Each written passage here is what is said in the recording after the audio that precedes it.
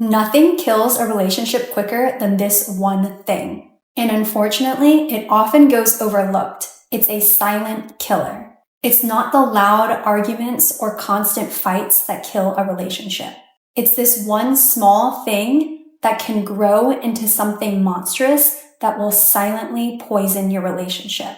Continue watching to find out what this one thing is, why it's so destructive, where it comes from, and how to fix it and prevent it from destroying your relationship. But first, my name is Dr. Lily. I help you heal from toxic relationships so that you can create the healthy relationship of your dreams. I had a little cold last week, so I have that post-viral cough right now, so please excuse me if I have a cough here and there. Now, let's get into the video and talk about what this one thing is. The thing that will destroy your relationships faster than anything else is resentment. So what is resentment? Resentment is a withheld, quiet anger or bitterness from a perceived wrong or injustice. So it can come from feeling like you're doing something or giving something and it's not being returned. You might have expectations about something and somebody is not meeting those expectations. So this comes from having unmet needs and unmet expectations. But the problem is when you have these needs and expectations that are not verbalized and then not sharing that these needs and expectations aren't being met actually leads to the resentment itself. It can also show up as avoiding hard conversations just to keep the peace. Because when you're suppressing yourself, you're denying yourself of certain truth and forcing yourself to live in a way that is not true to you. And you start to believe that that is because of your partner, that is your partner's fault, rather than recognizing that that is something that you're not addressing in yourself. Resentment is like mold. It grows slowly over time and oftentimes goes unnoticed, but is deadly later on.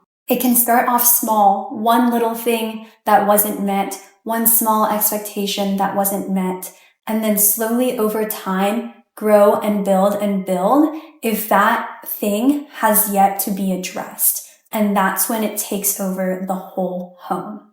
And when your home is infested in mold, it's no longer a healthy place to be. However, it can be treated, it can be fixed, and we're going to talk about that later in this video. In the world of psychology, there's this phrase called shoulding on yourself. Like you should stop shoulding on yourself and stop shoulding on others. Should leads to blame, it leads to shame, it leads to guilt, and it doesn't build you up. It takes away your power and other people's power. So if you think you should be doing something, you should be better, you should achieve X, Y, or Z, you're telling yourself that you're not good enough, and you are then shaming yourself for the place that you are in. Where this comes in with resentment is that you think that your partner should do something or should know something that they don't. Everybody is human, nobody is perfect, and to expect somebody just to read your mind that they should know or do something isn't realistic or healthy. And when you should on somebody else, you start to create this resentment because you think they should know or do something. And that slowly kills the relationship. Later when this comes out, it can have the other person, whether it's your partner or somebody else in your life, feel like they've been ambushed or betrayed for having these expectations put on them without being told what those expectations are, without having the clarity around what those things are. That, plus the resentment itself, leads to disconnection in the relationship. Here's why resentment is so destructive. 1, it erodes trust. You no longer feel safe to be vulnerable because you're placing these expectations on somebody else, and because they're not meeting them, you believe that you can't trust them.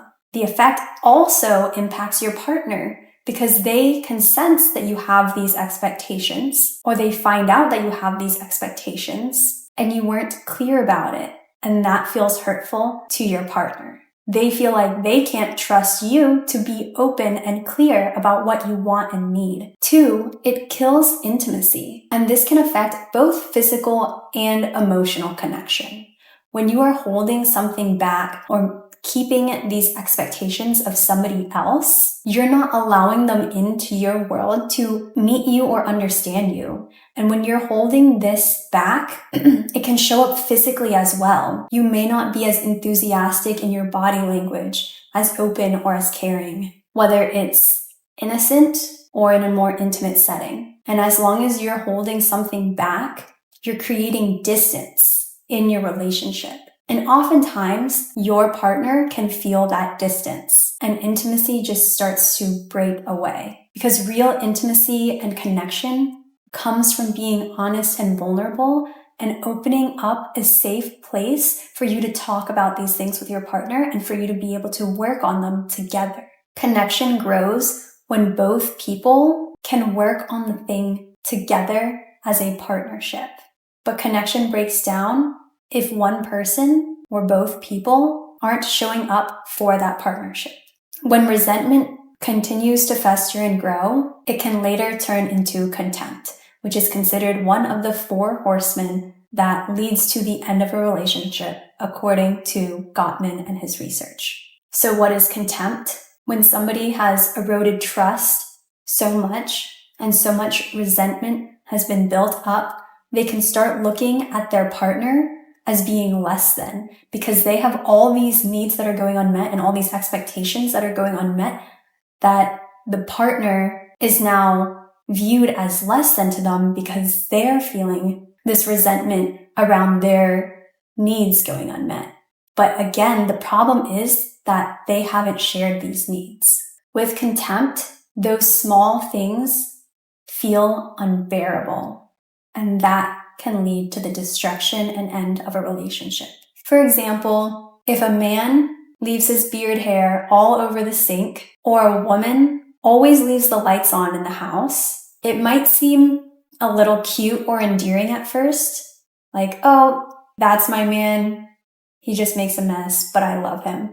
Or that's my woman, she's so silly, she always leaves the lights on.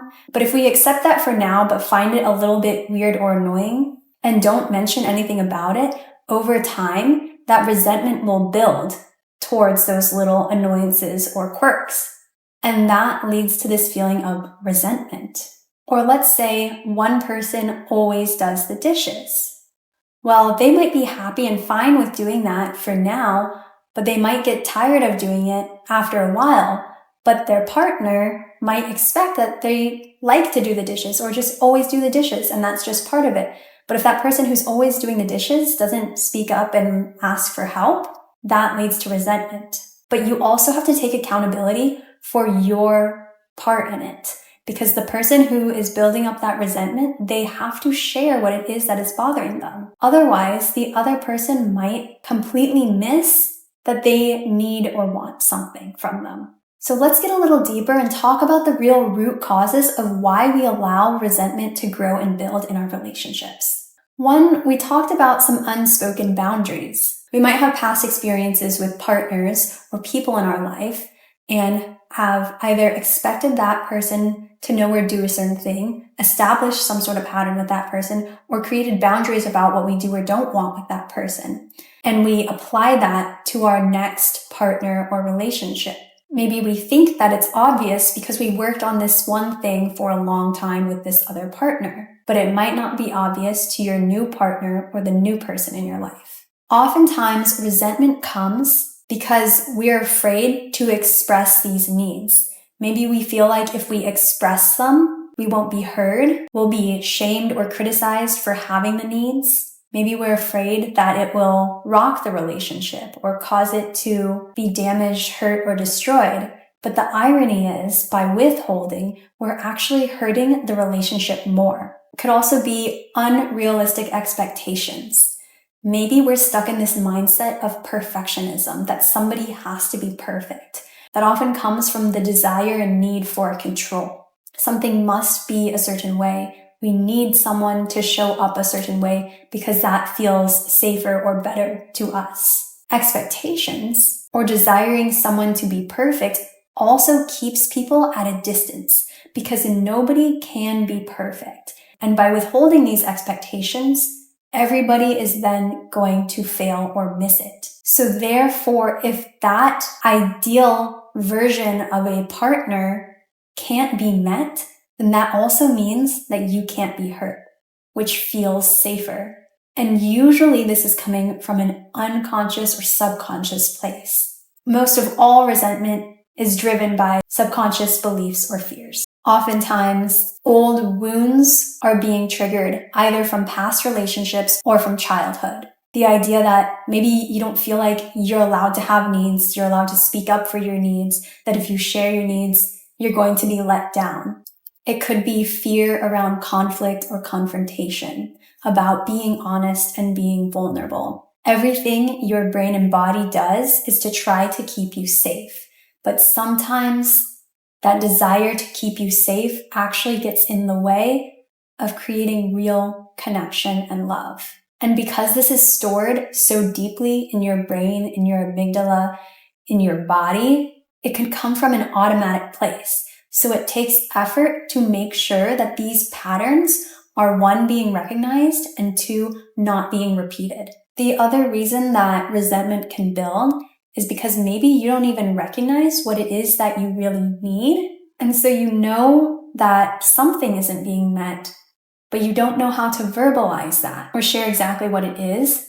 But it's unfair to expect your partner to know what it is if you don't even know what it is. Again, it's that idea that you're looking for something perfect when perfect doesn't even exist. And so you have to ask yourself and be really honest. Am I looking for perfection? Why am I looking for perfection? What does that do for me? Am I afraid of letting somebody in, of letting them close, of really sharing myself with them? Where is that coming from? Can I be honest with them about this? Can I be honest that it feels scary to be vulnerable? Can I be honest that I'm working through something and I want to share it with them, but I'm afraid? This brings you closer in a relationship, not further apart. It might feel scary, like if they know this thing, they might run, but the right partner will want to show up for you and be there for you and help you work through it. They will be patient with you, and it could inspire them to share more about their inner world and what fears they have. And that open, honest vulnerability is what brings you closer. Resentment is all about fear and lack of communication because of that fear. Relationships don't end because one person was doing something wrong.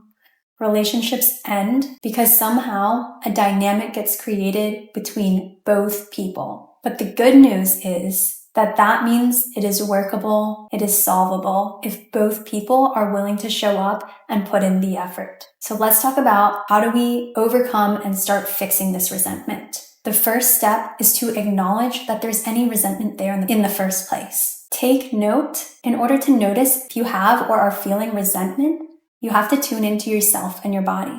Notice physical signs. Is there tension, withdrawal, shutdowns, or passive-aggressive thoughts? 2, name the feeling. Do you feel unappreciated, unseen? Do you feel hurt? What is it that you're feeling? Is there anything that you're holding back? Some sort of need or expectation that you feel maybe you're not worthy of having, or you're afraid that once you share it, the other person won't be able to meet it? Recognize where resentment might be showing up in your relationship and be very, very honest with yourself. The more honest you can be with yourself, the more honest you can be with your partner, and the better relationship that you can have. Then get curious. Ask yourself, what is it that I really need? What's deeper here? Is it that I just want a clean sink? Most of the time, it's not because you want a clean sink or you want to save electricity. The deeper thing that gets triggered here is what that means about you, your partner, or the relationship. Rather than a clean sink, it might be that you need to feel considered by your partner. It may feel like they're not considering you if they're not cleaning up the sink. It may be that you enjoy a clean sink and it feels like they don't respect you if they're not doing that. Maybe it really affects your day or your feelings of anxiety or preparedness. And so that's really the deeper part of what's being hurt or triggered. Not so much the fact that the sink isn't clean. And it's not so much that the lights are always on and the electricity bill goes up, but it's that maybe you don't feel like your home is respected or you're being respected or your money is being respected. Maybe you feel inconsidered. And that is the root next. You need to acknowledge those needs and expectations that you have? Have they been clearly communicated in a way that your partner can understand?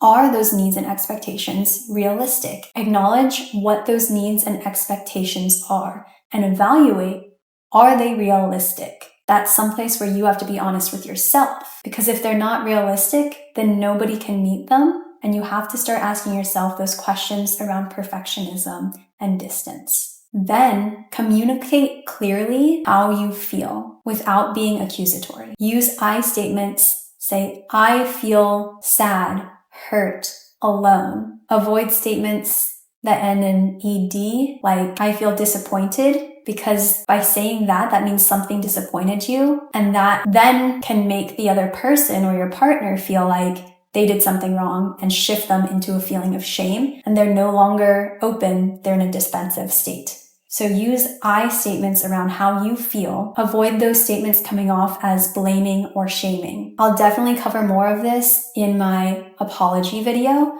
So again, make sure to subscribe. Talk with your partner about these feelings. Come up with a plan together. Make it an open conversation rather than a one-way conversation and you just spewing the way you feel or what you need. Next, you have to clearly communicate these needs and expectations. You can't expect your partner to read your mind. So be clear about what it is that you need and want and desire. Be clear about what would make you feel good, feel loved, feel seen, and understood. It's great to have a designated time where you can sit down and talk to your partner about these things. Next, apologize.